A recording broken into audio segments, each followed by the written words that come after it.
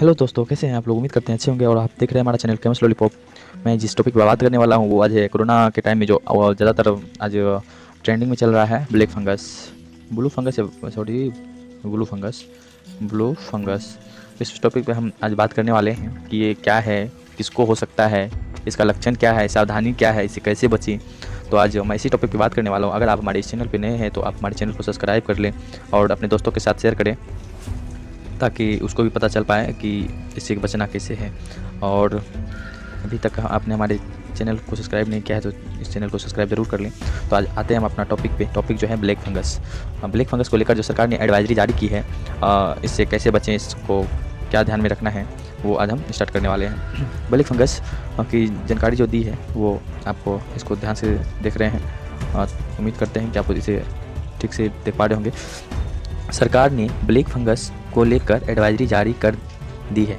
इसमें कहा गया है कि कोविड-19 संक्रमण के उपरांत ब्लैक फंगस या म्यूकरमाइकोसिस चेहरे, नाक, साइनस, आँख और दिमाग में फैलकर आपको नष्ट करती है।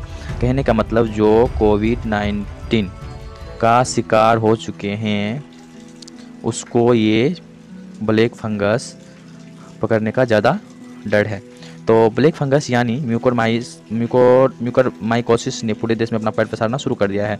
तो इससे बचने के लिए हम इसका मतलब इसको कैसे ध्यान में रखना है, ये आगे हम चलिए देखते हैं। तो ये ब्लैक फंगस किसको हो सकता है, आप पहला बात ध्यान रखेंगे कि ये ब्लैक फंगस किसको किसको हो सकता है। आप भी, चाहे आप हो या किसी और हो, इसको ज़रूर फैलाएं ताकि उसको जानकारी मिले और इससे बचें। तो चलते हैं। कोविड पहला है टर्म्स। कोविड के दौरान स्टेरॉइड दवा दी गई हो। अब स्टेरॉइड दवा मतलब कि कोरोना में मतलब जो दवाई यूज होता है उसको हम जो जिस व्यक्ति ने लिया है उसको हो सकता है आपको। अब स्टेरॉइड दवा में कौन कौन सा आता है, डेक्सामेथासोन, मिथाइल प्रेडिनिसोलोन इत्यादि। जिन्होंने लिया है उसको डर है। दूसरा, कोविड मरीज को ऑक्सीजन पर रखना पड़ा हो या आईसीयू में रखना पड़ा हो।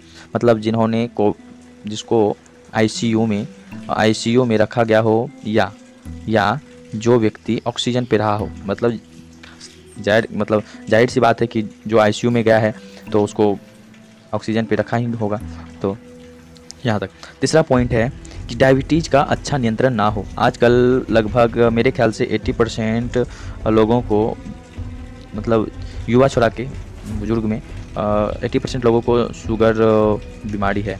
तो ये सब खास करके ध्यान देंगे। जो मतलब वृद्ध लोग हैं जिसको शुगर है वो अच्छा से नियंत्रण ना करेंगे तो उससे ब्लैक फंगस भी पकड़ सकता है। चौथा है कैंसर के मरीजों को या फिर किडनी ट्रांसप्लांट क्या हो। जैसे कि आप अपना किडनी दूसरे को दे दिए या फिर दूसरे का किडनी अपने पास लिए हैं, तो ये सब के लिए भी जिसको दवा चल रही है, मतलब दवा में जो उसका यूज होता है, जैसे कि हो सकता है स्टेरॉइड दवा भी चल रहा है उसमें, तो उसको भी हो सकता है। अब इसका लक्षण क्या क्या है, तो इसका लक्षण हम देखेंगे। लक्षण में क्या क्या है, लक्षण में है चेहरे में एक तरफ दर्द होना, पूरा बॉडी से ये है, तो एक तरफ इधर दर्द होने लगना, या फिर शरीर में सूजन हो जाना। मतलब सूजन का मतलब मोटाना इस तरह का सूजन समझ रहे हैं आप। या फिर सुन्न होना अगर आप नहीं समझते हैं तो सुन्न होना मैं समझा रहा हूँ। ये सुन्न होना से कि आप झनझनी लगने से पहले आपके शरीर में अगर किसी प्रकार का कमजोरी रहता है तो आपके शरीर में झनझनी आता है, उससे पहले आपको शरीर में पता ही नहीं चलेगा कि मेरा शरीर में क्या हो गया है, पैर नहीं उठेगा या कुछ भी जहाँ पे भी होता है। या फिर ऑपरेशन के दौरान व्यक्ति को जो इंजेक्शन लगाया जाता है शरीर को शून्य करने के लिए, ताकि ऑपरेशन करने के बाद उसको पता नहीं चल पाए किसी भी कट और उसका, तो वही होता है शून्य। तो वो भी होता है। और पांचवा है दांत में दर्द होना या दांत हिलने लगना, या फिर खाना को चबाने में दर्द हो। तो इस स्थिति का ये भी एक लक्षण है। इस स्थिति में आप समझ जाएँ कि हमें भी इसका शिकार होना पड़ रहा है। आप तुरंत डॉक्टर के पास जाएँ और दिखाएँ, सलाह लें, जो उचित है वो आप मेडिसिन भी लें। पाँचवा हो चुका है। 6 नंबर पे है उल्टी या खांसने पर बलगम में खून आए। आपको किसी प्रकार का बुमेटिन अगर होता है, उसमें आपको अगर खून, ब्लड या फिर खांसते हैं तो उसमें बलगम जो आता है, जिसको कफ भी बोला जाता है हमारे भाषा में, तो जिसको उसमें भी खून आए तो समझ लीजिए कि आप इसके शिकार हो चुके हैं। आप तुरंत डॉक्टर से मिलें। इसके अगर ब्लैक फंगस किसी को हो जाए तो इसके लिए आप क्या करें और इससे कैसे बचें, तो वो चलिए हम देखते हैं। उपयुक्त में कोई भी लक्षण, इतना जो पीछे मैंने बता चुका है, तो इसमें किसी भी लक्षण होने पर तत्काल सरकारी अस्पताल में किसी अन्य विशेषज्ञ डॉक्टर को दिखाएं नाक, कान, गले, आँख, मेडिसिन, चेस्ट या प्लास्टिक सर्जरी विशेषज्ञ से तुरंत। जैसे कि आपको मान लीजिए कि ब्लैक फंगस तो आप समझ ही रहे हैं कि पहले मैंने बताया था कि वो आँख में धब्बा-धब्बा जैसा हो जाता है, तो ब्लैक फंगस का ही कारण है। जैसे कि मान लीजिए किसी को ऊपर मतलब लक्षण में जैसे मैंने आपको दिखाया कि चेहरे में एक तरफ दर्द होना, तो ज़ाहिर-सी बात है कि आप जाएँगे तुरंत डॉक्टर के पास, तो वो किस विशेषज्ञ से मिलेंगे, तो वो मतलब चेहरे वाले डॉक्टर से मिलेंगे। उसके बाद अपने-अपने मतलब ज़रूरी के अनुसार अपने अच्छे डॉक्टर से मिलिए जो इसमें है दिया गया।